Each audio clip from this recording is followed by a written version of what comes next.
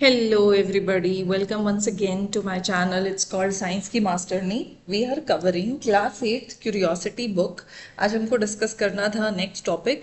हमने बायोगैस अपनी पिछली क्लास में डिस्कस किया था. Today we are going to discuss ahead microorganism and food.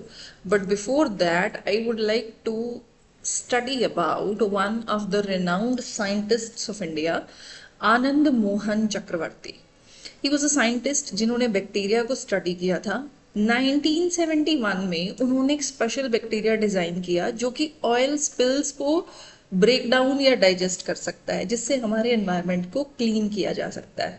उनकी डिस्कवरी को एक स्पेशल पेटेंट 1980 में इशू किया गया. पेटेंट एक कॉपीराइट होता है, एक लाइसेंस, एक आप कह लो एक अधिकार एक पर्सन को दिया जाता है. तो उसकी डिस्कवरी को, उसके इन्वेंशन को कोई और उसकी परमिशन के बिना इस्तेमाल नहीं कर सकता. अगर वो परमिशन देंगे तो उनकी डिस्कवरी को कोई यूज करेगा, वो परमिशन नहीं देंगे तो नहीं यूज करेगा. अगर वो पेमेंट या रॉयल्टी या पैसे लेकर के परमिशन देंगे तो जो भी उस डिस्कवरी को यूज करेगा उनको उनको पे करना पड़ेगा. उनके वर्क ने हमें ये दिखाया कि जो माइक्रो ऑर्गेनिज्म है वो हमारी एनवायरमेंटल प्रॉब्लम्स को भी सॉल्व कर सकते हैं, और उनके इन कॉन्ट्रीब्यूशंस को आज भी याद किया जाता है. एनवायरनमेंट को कैसे उन्होंने प्रोटेक्ट करने के लिए हमें फॉर्मूला बता दिया यूजिंग माइक्रोब्स. और बाकी क्या प्रॉब्लम्स हैं जो हम माइक्रो ऑर्गेनिजम्स के हेल्प से सॉल्व कर सकते हैं. फूड की मेलन्यूट्रिशन की प्रॉब्लम्स को सॉल्व किया जा सकता है बेटा. Microorganisms in food, that is our next topic. तो let us go ahead with it. अब सबसे पहले हम क्या करेंगे, हम करेंगे एक एक्टिविटी. इस एक्टिविटी में आपको क्या करना है, आपको दो बोल्स लेने हैं, बोल ए एंड बोल बी, और दोनों में ही आपको 200 ग्राम आटा या मैदा लेना है और उसमें हल्की सी शुगर डाल देनी है. ठीक है, आपने दो बोल्स लिए. पहले बोल में आपने डो लिया, ये आटा, गूंथा हुआ आटा, और दूसरे बोल में भी आपने ये डो ले लिया और दोनों में आपने थोड़ी थोड़ी शुगर डाल दी. अब बोल ए के अंदर आपने थोड़ा सा ईस्ट भी डाल दिया. ईस्ट क्या होता है? ईस्ट बेटा एक यूनिसेल्यूलर फंगस होती है. यूनिसेल्यूलर क्योंकि एक सेल की बनती है, ठीक है, और फर्मेंटेशन का प्रोसेस करती है. फर्मेंटेशन का प्रोसेस यानी कि शुगर्स को खा करके इसको डाइजेस्ट करते हैं बिना ऑक्सीजन को इस्तेमाल किए. और ये ऐसा बस ईस्ट का डायग्राम होता है, एक बड़ा सर्कल और एक छोटा circle. Unicellular east with the nucleus हमने ड्रॉ कर दिया. ईस्ट क्या करता है? शुगर खा करके उसको विदाउट ऑक्सीजन क्या करता है? डाइजेस्ट करता है, और उससे क्या प्रोड्यूस करता है? Alcohol, CO2. इस टाइप के प्रोडक्ट्स जो है बेटा वो फर्मेंटेशन में रिलीज होते हैं. तो और हमने बोल बी जो लिया उसमें हमने कोई ईस्ट नहीं डाला. ठीक है, तो ईस्ट शुगर को खाएगा बोल ए में, और CO2 भी प्रोड्यूस करेगा किसमें? बोल ए में. तो ये क्या किया? Need the flower. दोनों बोल्स में जो आटा था उसको गूंथ दिया है हमने, उसको गर्म पानी से जो है वो हमने नीड कर लिया है, गूंथ दिया है, सॉफ्ट डो में कन्वर्ट कर दिया है. थोड़े समय के बाद क्या होगा, आप देख रहे हो ये जो आपका बोल ए है, बोल ए में देखो आटा कितना फूल गया है. ऐसा किस लिए हुआ? भटूरे के आटे के साथ हम यही करते हैं बेटा. केक बनाने वाले बैटर में भी हम ईस्ट डालते हैं. ये देखो ये आटा कैसे फूल गया है. और डो जो बोल बी में था वो अभी तक उतने ही स्पेस को कवर किए हुए जितना हमने उसे शुरुआत में लिया था, है ना. तो ऐसा क्यों हुआ? ऐसा इसलिए हुआ because the east produced the carbon dioxide. इस एक्टिविटी में हमें अब क्या करना है, हमको ईस्ट को टाइम देना है CO2 प्रोड्यूस करने के लिए. तो आप उसे एक गीले कपड़े से ढक के हल्की गर्म जगह पे अब उसको छोड़ देंगे, जहां पर कुछ समय के लिए वो क्या करेगा, ईस्ट अपना प्रोसेस ऑफ फर्मेंटेशन जारी रखेगा. और बोल्स को आप 4 से 5 घंटे के बाद ऑब्जर्व करेंगे. आपको क्या उनके वॉल्यूम में, स्मेल में या टेक्सचर में कोई चेंज दिखाई देता है? अगर नहीं दिखाई देता किसी भी बोल में तो इसका मतलब ईस्ट ने अपना काम अभी शुरू नहीं किया. आप इसे थोड़े समय के लिए और छोड़ दें. कुछ समय के बाद आप नोटिस करेंगे कि जो बोल ए है जहां पे ईस्ट डाला गया है वो फूल गया है, राइज कर गया है. और राइस होने के साथ साथ ये फ्लफी भी हो जाता है, सॉफ्ट भी हो जाता है. ठीक है, एंड इसकी जो स्मेल है वो भी चेंज हो जाती है. तो क्या क्या चेंजेस देखे हमने? It rises, it becomes fluffy, and there is a different smell पहले की बजाय, है ना. ऐसा क्यों हुआ? और ईस्ट ने यहाँ पे क्या काम किया, और हमने शुगर क्यों डाली, why did we add sugar, और गर्म पानी हमने क्यों डाला, लेट अस सी। ईस्ट जो है वो एक टाइप का माइक्रो ऑर्गेनिज्म है। हमने पढ़ा कि ईस्ट जो है वो एक फंगस है। ये माइक्रो ऑर्गेनिजम्स के ग्रुप फंजाई से बिलोंग करती है। फंजाई बोलते हैं बेटा प्लूरल, सिंगल होगा, एक के बारे में बात करेंगे तो फंगस बोलेंगे। ईस्ट ग्रो करती है बहुत अच्छे तरीके से अगर उसका मीडियम वार्म हो, इसलिए हमने गर्म पानी डाला। ठीक है, ओके। 7th ग्रेड की जो बुक है उसमें लाइफ प्रोसेसेस इन एनिमल्स चैप्टर में ये बताया गया है कि ईस्ट क्या करता है, सांस लेता है और ब्रेक करता है फूड को, एनर्जी को रिलीज करता है, अपनी ग्रोथ के लिए इस्तेमाल करता है, और लाइफ की बाकी सारी एक्टिविटीज इसी एनर्जी से परफॉर्म करता है। इस प्रोसेस में CO2 रिलीज होती है जो बबल्स बनाती है, और बबल्स के वजह से डो सॉफ्ट हो जाता है, फ्लफी हो जाता है। East small amount of alcohol भी जनरेट करती है इस प्रोसेस में, जो डो को स्लाइटली डिफरेंट स्मेल देता है। ये स्पेशल प्रॉपर्टी ईस्ट की ब्रेड्स बनाने में, केक्स बनाने में, डोनट्स बनाने में, और इन सब चीज़ों में हम इसको इस्तेमाल करते हैं। और ईस्ट के अलावा और भी बहुत सारे बैक्टीरियाज हैं बेटा जो फर्मेंटेशन में इस्तेमाल होते हैं। जैसे इडली बनाते हैं, बैटर बनाते हुए उसमें दही डालते हैं, तो दही में जो बैक्टीरिया है लैक्टोबैसिलस, वो फर्मेंटेशन में हेल्प करता है, जिससे हमारे डोसा और इडली जो हैं वो फ्लफी बनते हैं, और भटूरे में भी हम इसको इस्तेमाल करते हैं। Okay, then there is this next activity. Next activity में हमें क्या करना है, हमें 2 ग्लास बोल्स लेने हैं, उनको भी हमने ए और बी नाम देना, नामकरण ही करने पे लगे रहते हैं इस चैप्टर पे। ठीक है, और हमें ल्यूक वार्म मिल्क ऐड करना है बोल ए में, और बोल बी में हमने ठंडा मिल्क ऐड करना है, कोल्ड मिल्क, और दोनों में स्मॉल स्पूनफुल ऑफ कर्ड हमने ऐड कर दिया, और उसको एक स्पून को यूज करते हुए दोनों को अच्छे से हमने मिक्स कर दिया। देख रहे हो हमने यहाँ पे क्या किया है, हमने कर्ड ऐड की है, लेकिन कर्ड के साथ कर्ड के अंदर जो प्रेजेंट है लैक्टोबैसिलस बैक्टीरिया वो ऐड कर दिए। अब आप दोनों बोल्स को ढक देंगे ताकि वो ठंडे ना हो जाएं जल्दी से। टाइम के साथ तो ठंडा होगा, ल्यूकवार्म है ना, लेकिन जल्दी से ठंडा नहीं हो जाए। बोल ए को फिर आप किसी वार्म प्लेस पे रखोगे, और बोल बी को ठंडी जगह पे रख दोगे कुछ घंटे के लिए, 5-6 घंटे के लिए रख दो, या शाम को भिगो के शाम को डाल के रख दो, सुबह आप उसको ऑब्जर्व करना। तो आपको उसमें जो चेंजेस हैं वो ऑब्जर्व करने हैं बेटा। कर्ड फॉर्मेशन के लिए आपके हिसाब से क्या होना चाहिए, क्या मिल्क की अपीयरेंस में चेंज हो जाना चाहिए, या मिल्क का कलर चेंज हो जाना चाहिए, और इसके लिए इसके पीछे क्या रीज़न है, इसकी हमें ऑब्जर्वेशन करनी है। तो हम जब इसकी ऑब्जर्वेशंस देखेंगे, ऑब्जर्वेशंस में एक है प्रिडिक्शन का कॉलम बच्चे, और एक है ऑब्जर्वेशन का कॉलम। प्रिडिक्शन इज लाइक जब हम पहले से ही बताने की कोशिश करते हैं कि अच्छा ये हुआ होगा, और ऑब्जर्वेशन में जो हमने असल में देखा। तो अगर मिल्क की अपीयरेंस की बात करें, क्या मिल्क की अपीयरेंस बदल गई है? हमें क्या लगता है, हमें लगता है कि अगर दही बन जाएगी, बोल ए की अगर हम बात करें, अगर हम बोलते हैं कि देखो जी बोल ए में हमने कैसा दूध डाला था, गर्म दूध डाला था, तो यहाँ पे क्या होना चाहिए, मिल्क को थिक हो जाना चाहिए। ठीक है, मिल्क थिकन्स। और बोल बी में क्या होना चाहिए, कोल्ड मिल्क डाला था ना, तो बोल बी में इट शुड रिमेन लिक्विड, क्योंकि कोल्ड मिल्क में टेम्परेचर कम है, माइक्रो ऑर्गेनिज्म को ग्रोथ के लिए सही माहौल नहीं मिल रहा है बेटा, तो बोल ए का मिल्क थिक हो जाएगा, और बोल बी का जो मिल्क है वो लिक्विड रहेगा। ये हमारे प्रिडिक्शन है।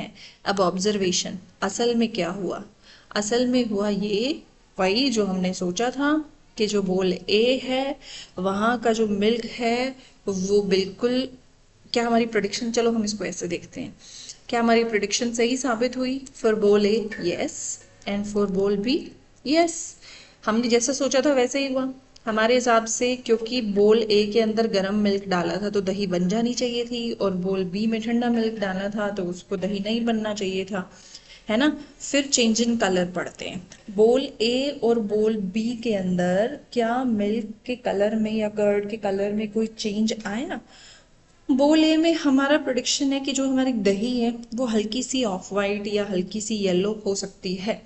तो प्रोडिक्शन ये थी कि जो कर्ड है that will become of white, right. और जहाँ पे कोई चेंज हो ही नहीं रहा है, जहाँ पे दही बन ही नहीं रही है, क्या वहाँ पे कोई चेंज होना चाहिए था? नहीं, बिल्कुल नहीं होना चाहिए था, नो चेंज। तो क्या हमने सच में यही यही देखा? हमने बिल्कुल यही चीजें ऑब्जर्व की बेटा। हमारी जहाँ पे कर्ड बनी वहाँ पे ऑफ वाइट कलर हो गया, तो ऑब्जर्वेशन आपकी प्रिडिक्शन जैसी सेम टू सेम है, और यहाँ भी आपकी प्रिडिक्शन सेम टू सेम है। इसका क्या रीजन हो सकता है? इसका रीजन ये है बेटे, बैक्टीरिया को वार्मथ चाहिए, ठीक है। बैक्टीरिया को वार्मथ चाहिए बेटा ग्रो करने के लिए। Bacteria needs warmth to multiply. हमारे बोल ए में क्योंकि हमने गरम दूध डाला था तो इसलिए वहां पर दही बन गई, और जहां पर हमने ठंडा दूध डाला था वहां पे दही नहीं बनी। तो ये हमारा रीजन है। Okay, so there is this activity, and now let's move on to the next page. आप ये देखोगे, अब देखो जो ऑब्जर्वेशन हम ऑलरेडी देख चुके हैं उसी ऑब्जर्वेशन को now they have summarise text में लिखा है। हर एक्टिविटी के बाद बहुत अच्छे से टेक्स्ट दिया गया है बेटे इस किताब में। आप ये देखोगे कि जो बोल ए है वहां पे मिल्क कर्ड में बदल गया कुछ घंटों के बाद, और बोल बी में कोई चेंज नहीं है। The milk has not curdled. Curdling of milk बोलते हैं बेटा, जो ऐसे मिल्क हार्डन्ड हो जाता है, सेमी सॉलिड में कन्वर्ट हो जाता है, इट्स कॉल्ड कर्डलिंग। तो और थोड़ा खट्टा भी हो गया है दूध, बी का जो दूध है, क्योंकि आपने दही डाली है तो कुछ बैक्टीरिया हो सकता है मल्टीप्लाई कर जाए, तो हो सकता है दूध थोड़ा खट्टा हो जाए, लेकिन वो प्रॉपर दही में कन्वर्ट नहीं होगा बेटे। कर्ड में लैक्टोबैसिलस नाम का बैक्टीरिया होता है, this is an important internal बेटा। कर्ड बैक्टीरिया का आपसे नाम पूछ सकते हैं।